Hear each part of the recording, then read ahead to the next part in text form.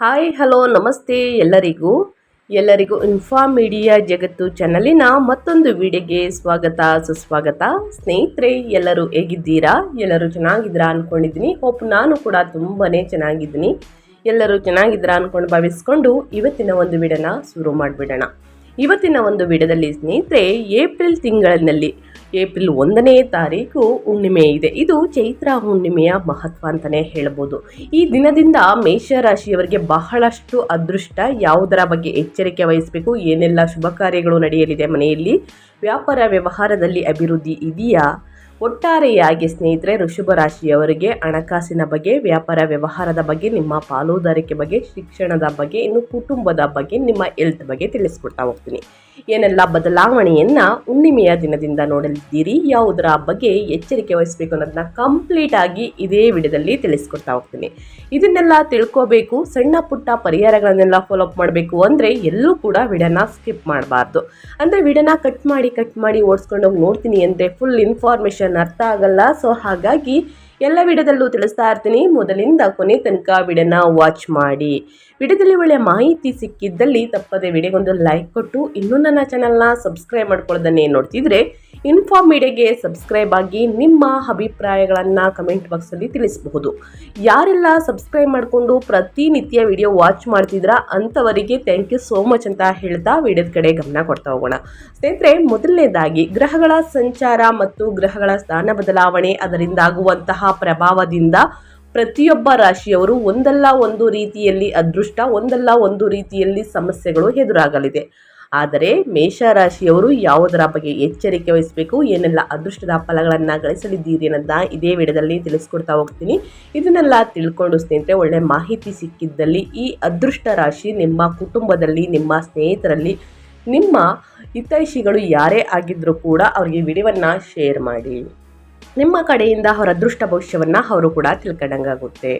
ಓಂ ನಮೋ ಭಗವತೆ ವಾಸುದೇವಾಯ ಎಂದು ಸ್ನೇಹಿತರೆ ಕಮೆಂಟ್ ಮಾಡಿ. ಗುರುಬಲ ಶನಿಬಲ ಎರಡೂ ಕೂಡ ಇರಲಿ ನಿಮ್ಮ ಜೀವನದಲ್ಲಿ ಅಂತ ಹೇಳ್ತಾ ವಿಡಿಯೋದ ಕಡೆ ಗಮನ ಕೊಡ್ತಾ ಹೋಗೋಣ.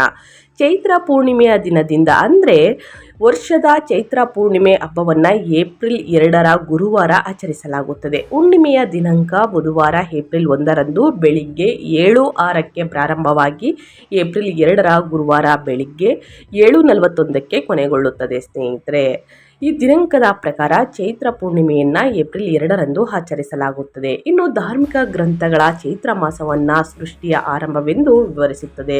ಇದು ಭಗವಾನ್ ಬ್ರಹ್ಮನೊಂದಿಗೆ ಸಂಬಂಧವನ್ನು ಹೊಂದಿದೆ ಎಂದು ನಂಬಲಾಗಿದೆ. ಈ ತಿಂಗಳಲ್ಲಿ ಮಾಡುವಂತಹ ಜಪ, ತಪಸ್ಸು, ದಾನ ಮತ್ತು ಪುಣ್ಯ ಕಾರ್ಯಗಳು ಬಹುಮುಖಿ ಪ್ರತಿಫಲಗಳನ್ನು ನೀಡುತ್ತದೆ ಅಂತಲೇ ಹೇಳಬಹುದು. ಚೈತ್ರ ಪೂರ್ಣಿಮೆಯಂದು ಹನುಮಂತನನ್ನು ಪೂಜಿಸುವುದು ವಿಶೇಷ ಮಹತ್ವವನ್ನು ಹೊಂದಿದೆ.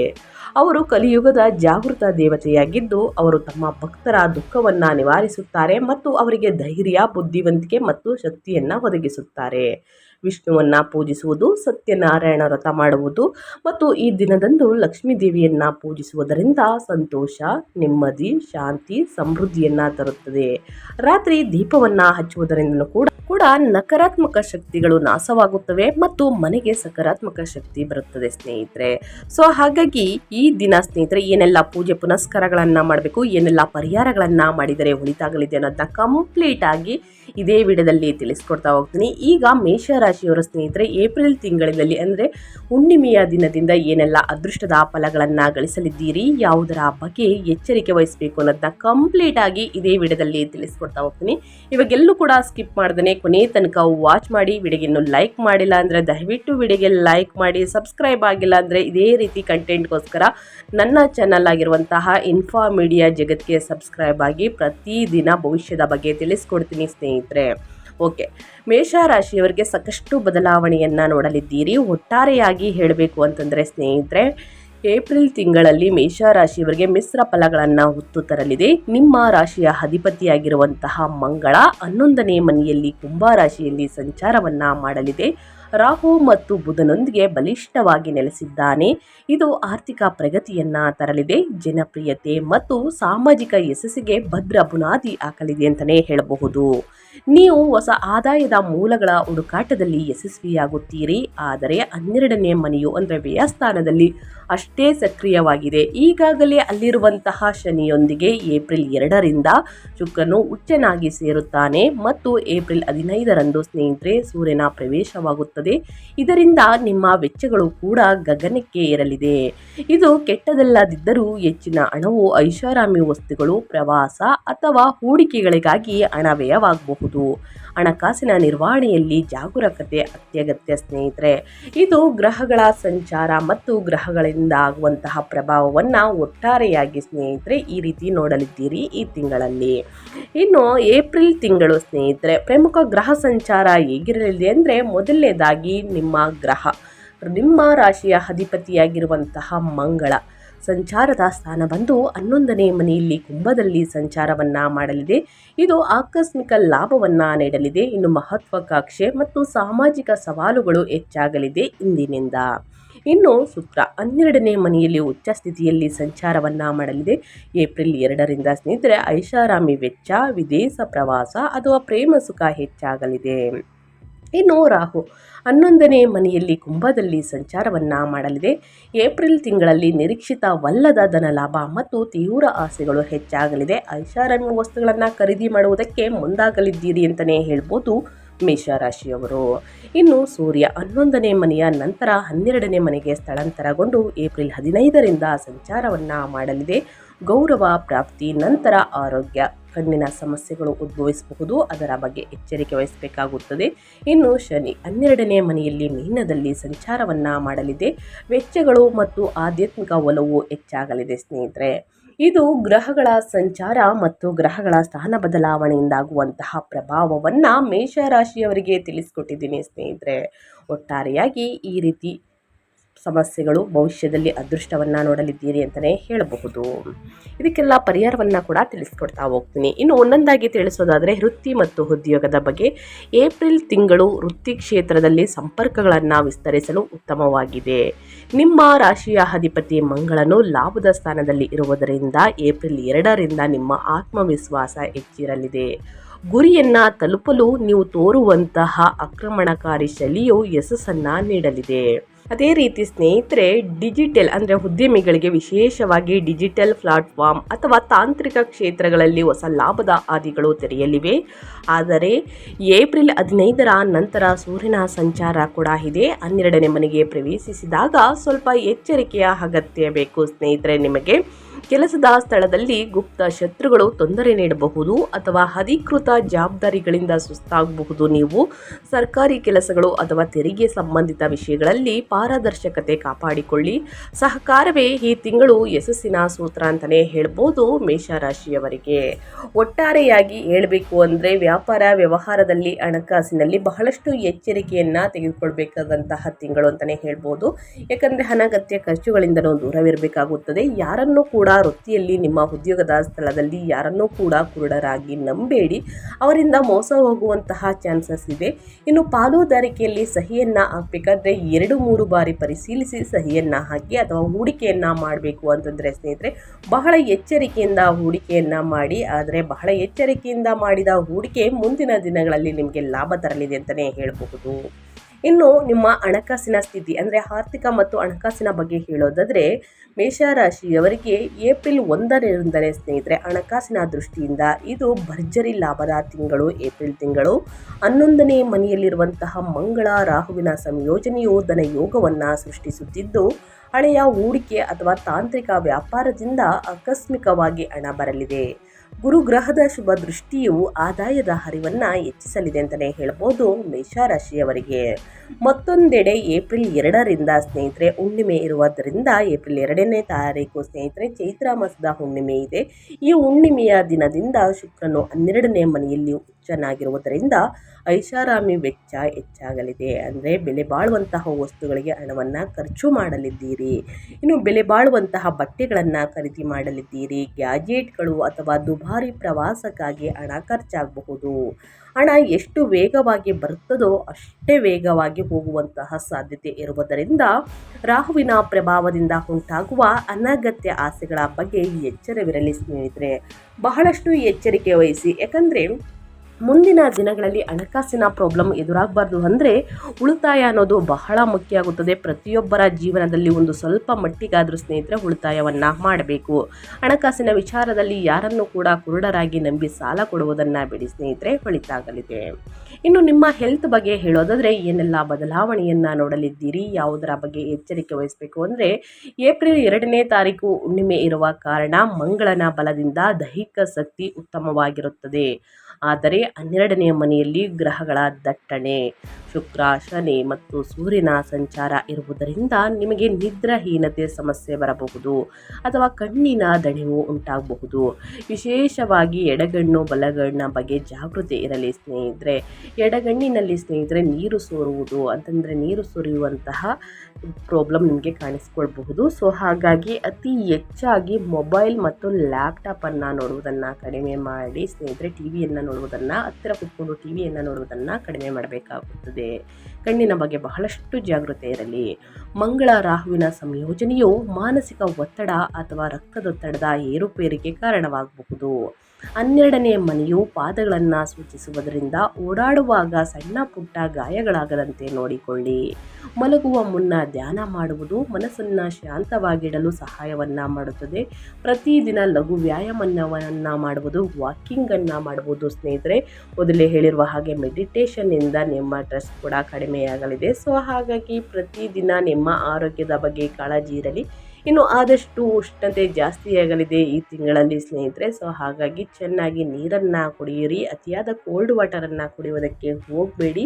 ಮಸಾಲೆ ಭರಿತ ಊಟವನ್ನು ಸ್ಕಿಪ್ ಮಾಡುವುದು ಬಹಳ ಮುಖ್ಯ. ಅಂತಂದರೆ ಮಸಾಲೆ ಭರಿತ ಊಟವನ್ನು ತಿನ್ನುವುದರಿಂದ ಉಷ್ಣತೆ ಜಾಸ್ತಿಯಾಗಲಿದೆ, ಎದೆ ಉರಿ ಜಾಸ್ತಿಯಾಗಲಿದೆ. ನಿಮ್ಮ ಆರೋಗ್ಯದ ಬಗ್ಗೆ ಒಂದು ಕಾಳಜಿ ಇರಲಿ ಮೇಷರಾಶಿಯವರಿಗೆ ಈ ತಿಂಗಳಲ್ಲಿ ಅಂತ ಹೇಳ್ತಾ, ಇನ್ನು ಮುಂದಿನದಾಗಿ ಹೇಳೋದಾದರೆ ನಿಮ್ಮ ಫ್ಯಾಮಿಲಿ ಬಗ್ಗೆ, ಕುಟುಂಬ ಮತ್ತು ಸಂಬಂಧಗಳ ಬಗ್ಗೆ ಹೇಳೋದಾದರೆ ಏನೆಲ್ಲ ಬದಲಾವಣೆಯನ್ನು ನೋಡಲಿದ್ದೀರಿ, ಯಾವುದರ ಬಗ್ಗೆ ಎಚ್ಚರಿಕೆ ವಹಿಸಬೇಕು ಅಂದರೆ ಸಂಬಂಧಗಳಲ್ಲಿ ಈ ತಿಂಗಳು ಆಸಕ್ತಿದಾಯಕ ತಿರುವುಗಳು ಕಂಡುಬರುತ್ತವೆ. 12ನೇ ಮನೆಯ ಉಚ್ಚ ಶುಕ್ರನು ದಾಂಪತ್ಯ ಸುಖ ಮತ್ತು ಪ್ರೇಮ ಜೀವನಕ್ಕೆ ಪೂರಕವಾಗಿದ್ದಾನೆ. ವಿವಾಹಿತರು ಸಂಗಾತಿಯೊಂದಿಗೆ ಸುಂದರ ಪ್ರವಾಸ ಅಥವಾ ಏಕಾಂತದಲ್ಲಿ ಕಾಲ ಕಳೆಯಲು ಇದು ಸಕಾಲ ಅಂತಲೇ ಹೇಳ್ಬೋದು. ಆದರೆ 11ನೇ ಮನೆಯ ಮಂಗಳ ಮತ್ತು ರಾಹುವಿನ ಪ್ರಭಾವದಿಂದ ಹಿರಿಯ ಒಡ ಹುಟ್ಟಿದವರು ಅಥವಾ ಸ್ನೇಹಿತರೊಂದಿಗೆ ಸಣ್ಣ ಪುಟ್ಟ ಜಗಳಗಳು, ಮನಸ್ತಾಪಗಳು ಸಂಭವಿಸಬಹುದು. ಈ ಸಣ್ಣ ಪುಟ್ಟ ಜಗಳ, ವಾದ ವಿವಾದಗಳಿಂದಲೇ ಅತಿ ಹೆಚ್ಚಾಗಿ ಮನಸ್ತಾಪದಿಂದ ದೂರ ಹೋಗುವಂತಹ ಸಂಬಂಧ ಹೆಚ್ಚಾಗಲಿದೆ. ನಿಮ್ಮ ಸಾಮಾಜಿಕ ಒಲವು ನಿಮಗೆ ಮೇಲೆ ಹೆಚ್ಚು ಒತ್ತಡ ಹೇರುತ್ತಿದೆ ಎಂದು ನಿಮಗೆ ಅನಿಸಬಹುದು. ಮಕ್ಕಳ ವಿಷಯದಲ್ಲಿ ಸಣ್ಣ ಪುಟ್ಟ ಚಿಂತೆ ಬರಬಹುದು. ಮಕ್ಕಳ ವಿಚಾರದ ಬಗ್ಗೆ, ಇನ್ನು ಮಕ್ಕಳ ನಡವಳಿಕೆಯ ಬಗ್ಗೆ ನಿಮಗೆ ಚಿಂತೆ ಬರಬಹುದು. ಕುಟುಂಬ ಸದಸ್ಯರೊಂದಿಗೆ ಮಾತನಾಡುವಾಗ ತಾಳ್ಮೆಯಿಂದ ಇರಿ. ಆದಷ್ಟು ಸ್ನೇಹಿತರೆ ತಾಳ್ಮೆ ಅನ್ನೋದು ಬಹಳ ಮುಖ್ಯ ಸ್ನೇಹಿತರೆ ನಿಮ್ಮ ಜೀವನದಲ್ಲಿ. ಈ ಸಣ್ಣ ಪುಟ್ಟ ವಾದ ವಿವಾದಗಳಿಂದ ಮನಸ್ತಾಪಗಳು ಹೆಚ್ಚಾಗಲಿದೆ ಅಂದರೆ ನಾವು ಅಲ್ಲಿ ತಾಳ್ಮೆಯನ್ನು ಮಾಡಬೇಕಾಗುತ್ತದೆ, ಅಂದರೆ ತಾಳ್ಮೆಯನ್ನು ತೆಗೆದುಕೊಳ್ಬೇಕಾಗುತ್ತದೆ ಸ್ನೇಹಿತರೆ. ದುಡುಕಿನ ಮಾತುಗಳಿಂದ ದೂರವಿರಿ. ನೀವು ಆಡಿದ ಮಾತುಗಳು ಅವನ ಮನಸ್ಸಿಗೆ ನಾಟಬಹುದು. ಸೊ ಅದರ ಬಗ್ಗೆ ಎಚ್ಚರಿಕೆ ಇರಲಿ. ಮನೆಯಲ್ಲಿ ಶುಭ ಕಾರ್ಯಗಳು ನಡೆಯಲಿದೆ. ಇನ್ನು ಮನೆಯನ್ನು ಕಟ್ಟುವಂತಹ ಯೋಗ ಇದೆ ಸ್ನೇಹಿತರೆ. ಇದರಿಂದ ನಿಮ್ಮ ಸಂಬಂಧಗಳು ಉತ್ತಮವಾಗಿರಬೇಕು. ಮುಂದಿನ ದಿನಗಳಲ್ಲಿ ಅವರಿಂದ ಸ್ವಲ್ಪ ಬೆಂಬಲವಾರು ಸಿಗಬೇಕು ಅಂತಂದರೆ ಆದಷ್ಟು ತಾಳ್ಮೆಯನ್ನು ಕಾಪಾಡಿಕೊಳ್ಳಿ. ಇನ್ನು ವಿದ್ಯಾರ್ಥಿಗಳಿಗೆ, ಮೇಷರಾಶಿಯ ವಿದ್ಯಾರ್ಥಿಗಳಿಗೆ ಅವರ ವಿದ್ಯಾಭ್ಯಾಸದ ಬಗ್ಗೆ ಹೇಳೋದಾದರೆ ಏನೆಲ್ಲ ಬದಲಾವಣೆಯನ್ನು ನೋಡಲಿದ್ದೀರಿ ಅಂದರೆ ಏಪ್ರಿಲ್ 2ನೇ ತಾರೀಕು ಚೈತ್ರ ಹುಣ್ಣಿಮೆ ಇರುವ ಕಾರಣ ಅಥವಾ ದಹನ ಹುಣ್ಣಿಮೆ ಇರುವ ಕಾರಣ ವಿದ್ಯಾರ್ಥಿಗಳಿಗೆ ಈ ತಿಂಗಳಿನಿಂದ ಮಿಶ್ರ ಫಲ ಇರಲಿದೆ. ತಾಂತ್ರಿಕ ಕ್ಷೇತ್ರ, ಇಂಜಿನಿಯರಿಂಗ್, ಡಿಪ್ಲೊಮೊ ಅಥವಾ ಸಂಶೋಧನಾ ವಿದ್ಯಾರ್ಥಿಗಳು ಅದ್ಭುತ ಸಾಧನೆಯನ್ನು ಮಾಡಲಿದ್ದೀರಿ. ಸ್ಪರ್ಧಾತ್ಮಕ ಮನೋಭಾವ ಹೆಚ್ಚಿರಲಿದೆ. ಆದರೆ ಸಾಮಾನ್ಯ ಪದವಿ ವಿದ್ಯಾರ್ಥಿಗಳಿಗೆ ಅಥವಾ 1ರಿಂದ 10ನೇ ತರಗತಿ ವಿದ್ಯಾರ್ಥಿಗಳಿಗೆ ಏಕಾಗ್ರತೆ ಕೊರತೆ ಎದುರಾಗಬಹುದು. ಮನಸ್ಸು ಓದಿನ ಬದಲು ಮನೋರಂಜನೆಯತ್ತ ವಾಲುವುದು. ಇನ್ನು ಒಂದು ವೇಳೆ ನೀವು ಉನ್ನತ ವ್ಯಾಸಂಗಕ್ಕಾಗಿ ವಿದೇಶಕ್ಕೆ ಹೋಗಲು ಯೋಚಿಸುತ್ತಿದ್ದರೆ ಸ್ನೇಹಿತರೆ, ಏಪ್ರಿಲ್ 2ರ ನಂತರ ವೀಸಾ ಮತ್ತು ಪ್ರವಾಸೋದ್ಯಮ ಪ್ರಕ್ರಿಯೆಗಳಿಗೆ ಅತ್ಯಂತ ಶುಭ ಕಾಲವಾಗಿರಲಿದೆ. ಸೊ ಆವಾಗ ಸ್ನೇಹಿತರೆ ಒಳ್ಳೆಯ ನಿರ್ಧಾರಗಳನ್ನು ತೆಗೆದುಕೊಳ್ಳಿ.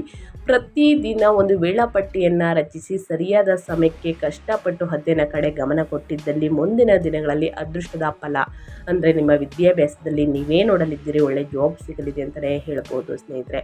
ಸೊ ಹಾಗಾಗಿ ಮನೋರಂಜನೆ ಕಡೆ ಮತ್ತು ನಿಮ್ಮ ಸ್ನೇಹಿತರ ಬಳಗದ ಕಡೆ ಆದಷ್ಟು ಒಲವನ್ನು ಕಡಿಮೆ ಮಾಡಿ ಆಸಕ್ತಿಯಿಂದ ಏಕಾಗ್ರತೆಯಿಂದ ಓದಿ ಗುರು ಹಿರಿಯರನ್ನು ಗೌರವಿಸಿ ಸ್ನೇಹಿತರೆ ಒಳಿತಾಗಲಿದೆ. ತಂದೆ ತಾಯಿಯ ಮಾತನ್ನು ಪಾಲಿಸುವುದು ಬಹಳ ಮುಖ್ಯ. ಇನ್ನು ಈ ತಿಂಗಳಲ್ಲಿ ಅನುಸರಿಸಬೇಕಾದ ಜ್ಯೋತಿಷ್ಯದ ಪರಿಹಾರಗಳನ್ನು ತಿಳಿಸ್ಕೊಡ್ತೀನಿ. ಏಪ್ರಿಲ್ 2ನೇ ತಾರೀಕು ಹುಣ್ಣಿಮೆ ಇರುವ ಕಾರಣ ಈ ಪರಿಹಾರಗಳನ್ನು ಮಾಡುವುದರಿಂದ ಕ್ರಮೇಣವಾಗಿ ಕಷ್ಟಗಳು ಸಮಸ್ಯೆಗಳು ನಿವಾರಣೆಯಾಗಲಿದೆ. ಮಂಗಳ ಮತ್ತು ರಾಹು ತೀವ್ರತೆ ಮತ್ತು 12ನೇ ಮನೆಯ ಖರ್ಚುಗಳನ್ನು ನಿಯಂತ್ರಿಸಲು ಹುಣ್ಣಿಮೆಯ ದಿನ ಈ ಪರಿಹಾರಗಳನ್ನು ಮಾಡಿ, ಅಥವಾ ಸ್ನೇಹಿತರೆ ನಿಮಗೆ ಅನುಕೂಲ ತಕ್ಕಂತೆ ಈ ಪರಿಹಾರಗಳನ್ನು ಮಾಡಬಹುದು. ಯಾವ ದಿನವಾದರೂ ಕೂಡ ದೇವಸ್ಥಾನಕ್ಕೆ ಮೊದಲು ಭೇಟಿ ನೀಡಿ ಸ್ನೇಹಿತರೆ. ಮಂಗಳವಾರದಂದು ಶಿವನು ಮತ್ತು ಹನುಮಂತನ ದೇವಸ್ಥಾನಕ್ಕೆ ಭೇಟಿ ನೀಡಿ ಪ್ರಾರ್ಥಿಸಿ. ಬಡವರಿಗೆ ನಿರ್ಗತಿಕರಿಗೆ ಹಣ ಸಹಾಯವನ್ನು ಮಾಡಿ ನಿಮ್ಮ ಕೈಯಲ್ಲಾದಷ್ಟು. ಇನ್ನು ನಿದ್ರೆಗೆ ಪರಿಹಾರವನ್ನು ಮೊದಲನೇದಾಗಿ ತಿಳಿಸ್ಕೊಡ್ತೀನಿ. ಮೇಯ್ನಾಗಿ ನಿಮ್ಮ ಹೆಲ್ತ್ ಬಹಳ ಮುಖ್ಯ. ಸೊ ಹಾಗಾಗಿ ನಿದ್ರೆಯ ಸಮಸ್ಯೆ ಇದ್ದರೆ ಮಲಗುವ ಮುನ್ನ ಪಾದಗಳನ್ನು ತಣ್ಣೀರಿನಿಂದ ತೊಳೆದುಕೊಳ್ಳಿ, ಅಥವಾ ನಿಮ್ಮ ದಿಂಬಿನ ಕೆಳಗೆ ಸೋಂಪು ಕಾಳನ್ನು ಇಟ್ಕೊಳ್ಳಿ ಸ್ನೇಹಿತರೆ. ಇನ್ನು ಹನುಮಾನ್ ಚಾಲಿಸವನ್ನು ಮಲಗುವ ಮುನ್ನ ಹೇಳುವುದು ಬಹಳ ಮುಖ್ಯ, ಅಥವಾ ಕೇಳುವುದು ಕೂಡ ಬಹಳ ಮುಖ್ಯ. ಇದರಿಂದ ಸ್ನೇಹಿತರೆ ಸಮಸ್ಯೆಗಳು ಕ್ರಮೇಣವಾಗಿ ಕಡಿಮೆಯಾಗಲಿದೆ. ನಿಮಗೆ ಒಂಥರ ಧೈರ್ಯ ಬೆಂಬಲ ಸಿಗಲಿದೆ ಅಂತಲೇ ಹೇಳಬಹುದು. ಇನ್ನು ದಾನ ಧರ್ಮವನ್ನು ಮಾಡಿ. 12ನೇ ಮನೆ ಸಕ್ರಿಯವಾಗಿರುವುದರಿಂದ ಸ್ವಯಂ ಪ್ರೇರಿತರಾಗಿ ದಾನ ಮಾಡುವುದು ಆರ್ಥಿಕ ನಷ್ಟವನ್ನು ತಪ್ಪಿಸುತ್ತದೆ. ಶುಕ್ರವಾರದಂದು ಬಡವರಿಗೆ ಬಟ್ಟೆ ಅಥವಾ ಅನ್ನದಾನ ಮಾಡಿ ಸ್ನೇಹಿತರೆ. ಇನ್ನು ಅದೇ ರೀತಿ ಗುರುವಾರದಂದು ಸ್ನೇಹಿತರೆ ಗುರುಶೋತ್ರವನ್ನು ಹೇಳುವುದು. ಓಂ ನಮೋ ಭಗವತಿ ವಾಸುದೇವಾಯ ಮಂತ್ರವನ್ನು 11 ಮಾರಿ ಜಪಿಸಿ ಸ್ನೇಹಿತರೆ ಒಳಿತಾಗಲಿದೆ. ಈ ಸಣ್ಣ ಪುಟ್ಟ ಪರಿಹಾರವನ್ನು ಮಾಡಿ. ಇನ್ನು ಸೂರ್ಯಾರಾಧನೆ. ಪ್ರತಿದಿನ ಸೂರ್ಯೋದಯದ ಸಮಯದಲ್ಲಿ ಸೂರ್ಯನಿಗೆ ನೀರನ್ನು ಅರ್ಪಿಸಿ. ನೀರಿಗೆ ಸ್ವಲ್ಪ ಕುಂಕುಮ ಮತ್ತು ಬೆಲ್ಲವನ್ನು ಸೇರಿಸಿ ಅಗ್ರವನ್ನು ನೀಡುವುದು ಶುಭವಾಗಿರುತ್ತದೆ. ಸೊ ಹಾಗಾಗಿ ತಪ್ಪದೆ ಈ ಸಣ್ಣ ಪುಟ್ಟ ಪರಿಹಾರಗಳನ್ನು ಮೇಷರಾಶಿಯವರು ಪ್ರತಿಯೊಬ್ಬರು ಮಾಡಿ ಅಂತ ಹೇಳ್ತಾ ನನ್ನ ವಿಡಿಯೋನ ಎಂಡ್ ಮಾಡ್ತಾ ಇದ್ದೀನಿ. ದಯವಿಟ್ಟು ಇವತ್ತಿನ ಒಂದು ವಿಡಿಯೋದಲ್ಲಿ ಒಳ್ಳೆಯ ಮಾಹಿತಿ ಸಿಕ್ಕಿದ್ದಲ್ಲಿ ಮೇಷರಾಶಿಯವರಿಗೆ ಈ ವಿಡಿಯೋ ಯೂಸ್ಫುಲ್ ಅನಿಸಿದ್ದಲ್ಲಿ ವಿಡಿಯೋಗೆ ಲೈಕ್ ಮಾಡೋದನ್ನ ಮರ್ತಿದ್ರೆ ಲೈಕ್ ಮಾಡಿ. ಇನ್ನೂ ನನ್ನ ಚಾನಲ್ನ ಸಬ್ಸ್ಕ್ರೈಬ್ ಮಾಡ್ಕೊಳ್ಳೋದನ್ನೇ ನೋಡ್ತಿದ್ರೆ ಇನ್ಫಾ ಮೀಡಿಯಾಗೆ ಸಬ್ಸ್ಕ್ರೈಬ್ ಆಗಿ ನಿಮ್ಮ ಅಭಿಪ್ರಾಯಗಳನ್ನು ಕಮೆಂಟ್ ಬಾಕ್ಸಲ್ಲಿ ತಿಳಿಸಬಹುದು. ಯಾರೆಲ್ಲ ಸಬ್ಸ್ಕ್ರೈಬ್ ಮಾಡಿಕೊಂಡು ಪ್ರತಿನಿತ್ಯ ವಿಡಿಯೋ ವಾಚ್ ಮಾಡ್ತಿದ್ದೀರಾ ಅಂಥವರಿಗೆ ಥ್ಯಾಂಕ್ ಯು ಸೋ ಮಚ್ ಅಂತ ಹೇಳ್ತಾ, ನಿಮಗೂ ಮತ್ತು ನಿಮ್ಮ ಕುಟುಂಬಕ್ಕೆ ತುಂಬಾ ಒಳ್ಳೆಯದಾಗಲಿ, ಶನಿದೇವರ ಆಶೀರ್ವಾದ, ಗುರುಬಲ, ಶನಿಬಲ ಎರಡು ಕೂಡ ಇರಲಿ ಅಂತ ಹೇಳ್ತಾ ಮತ್ತೊಂದು ವಿಡಿಯೋ ಜೊತೆ ಮತ್ತೊಂದು ಹೊಸ ಭವಿಷ್ಯದಲ್ಲಿ ಹೊಸ ಅಪ್ಡೇಟಲ್ಲಿ ಸಿಗ್ತೀನಿ. Thank you for watching.